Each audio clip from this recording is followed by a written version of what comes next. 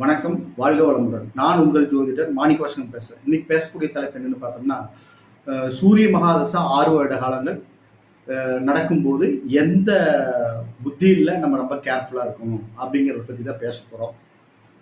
பொதுவாகவே சூரிய மகாதசை சூரியன் வந்து ஆட்சி பலம், உச்ச பலம் பெற்று நல்ல கேந்திர திரிகோணங்கள் அமர்ந்து திசை நடந்ததுன்னா அதே அற்புதமான நற்பலன்கள் நடக்கும். குரு பார்வை பெற்று நடந்ததுன்ட்டா அதுல கேர்ஃபுல்லா இருக்க வேண்டிய புத்திகள் என்ன அப்படின்னு பார்த்தோம்னா, சனி புத்தி, ராகு புத்தி, கேது புத்தி.